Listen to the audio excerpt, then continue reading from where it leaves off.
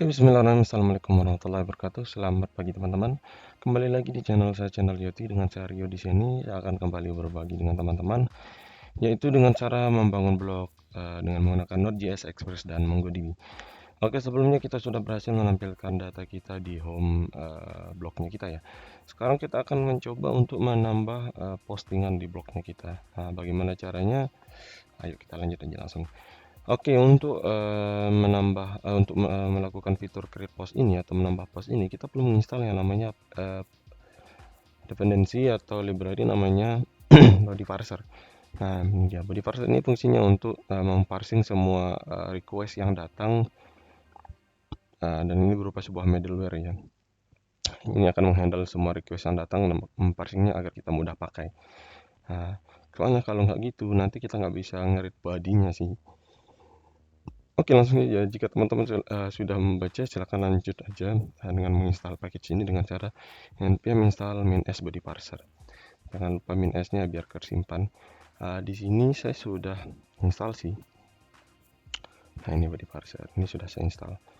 Oke, kita lanjut aja. Selanjutnya kita akan perlu ke headernya. Kita akan perlu benerin tampilan ini. Saya coba running dulu deh. Node-mon index.js. Saya akan benerin tampilannya. Saya coba refresh. Nah, saya akan tambahkan fitur tambah post di headernya. Oke, di sini saya hilangkan pricing sama fitur ini. Terus di sini saya akan saya salah komen. Saya akan yang kedua aja ya, tambah post. Nah, ini akan mengarah, coba saya refresh dulu. Coba saya refresh. Nah, ini akan tambah post, tapi kalau dia diklik dia belum bisa kemana-mana. Jadi saat ini klik, kita akan arahkan dia ke controller, ke rootnya kita, root yang ini, root yang block create. Nah, yang ini kita akan mengarahkan dia ke block create. Jadi di sana tempat form-formnya, block create.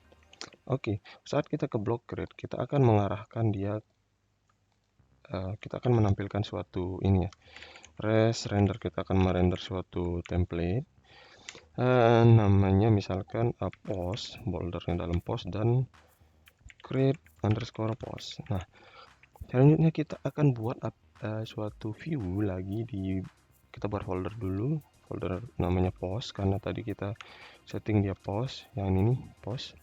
Di dalam post itu ada suatu file namanya create post, createpost.hbs.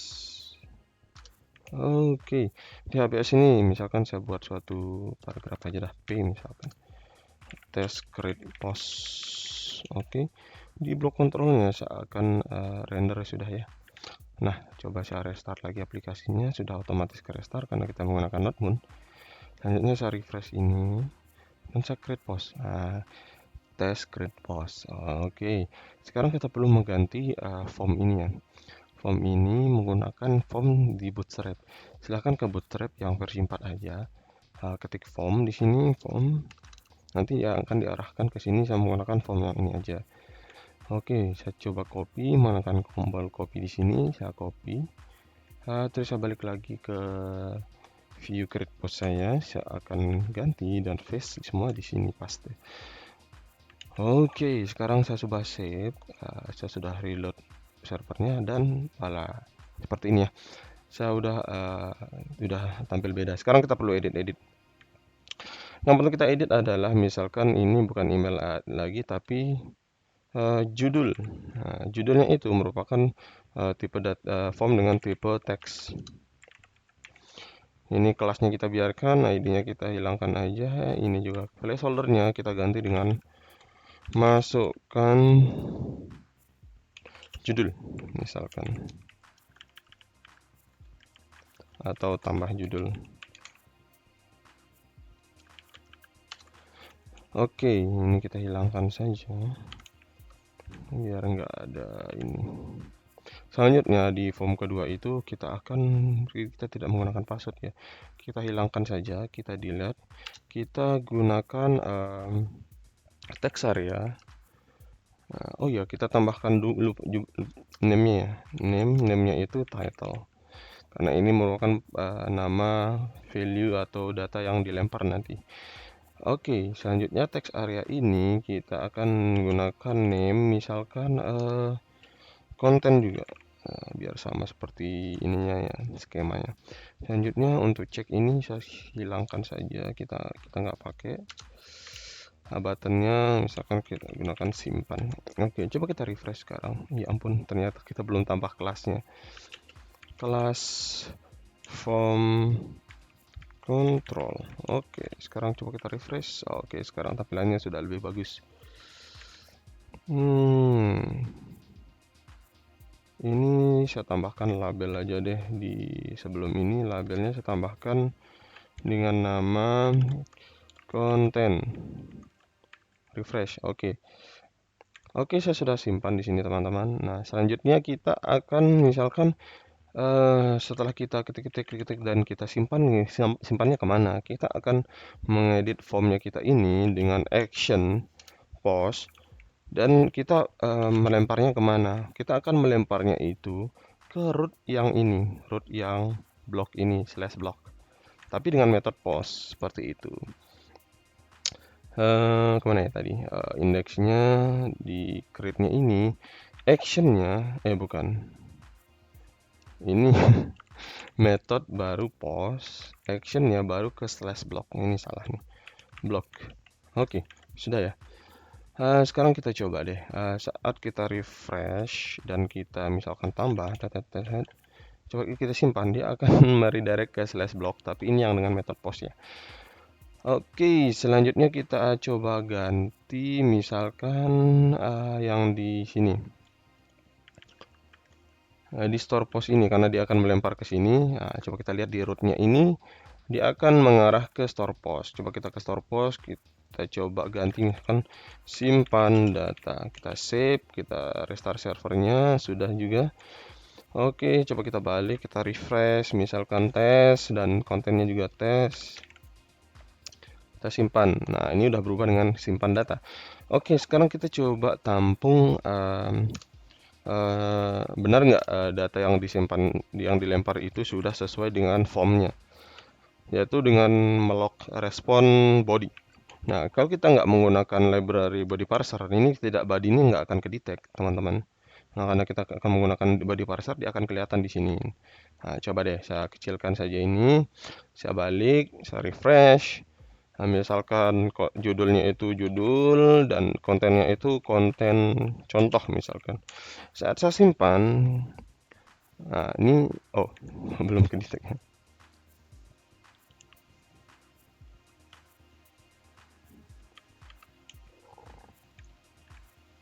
Oke, kita coba restart lagi. Oh, sepertinya kita belum memasukkan ininya, body parsernya. Coba kita ke index. Oh iya, kita belum mengimport body parsernya. Tadi kan awal kita udah menginstal ini ya, menginstal body parser. Jadi kita perlu menambahnya. Bagaimana caranya ya? Kita tinggal import aja. Misalkan di indeksnya itu cons body parser, body parser sama dengan require body parser. Body parser. Oke. Nah, untuk body parsernya kita perlu set middleware lagi sebelum root ya. Ingat sebelum root.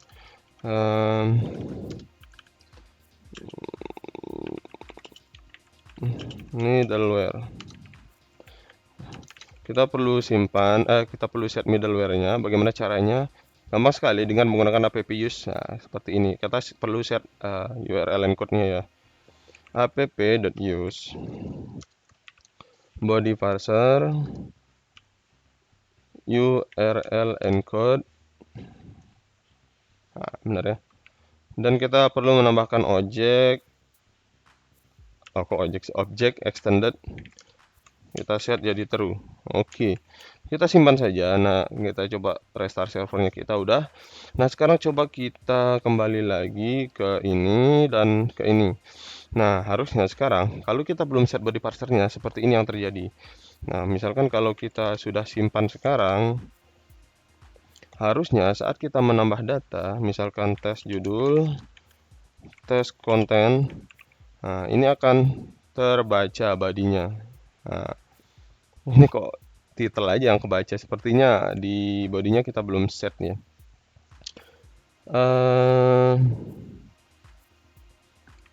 Create post. Ini name-nya title sudah, dan di text area name-nya content sudah. Sepertinya sudah. Tapi kalau kenapa yang terdetek hanya... Oh iya, ternyata ada dua name ya. Sorry teman-teman. Oke, saya simpan lagi. Misalkan saya refresh. Saya restart lagi. Misalkan judul dan body. Oke, saya simpan. Nah, di sini sudah terbaca dua data, judul dan konten. Nah, sekarang kita perlu menyimpan data ini. Bagaimana caranya? Gampang sekali. Caranya yaitu kita ke block controller di store post ini.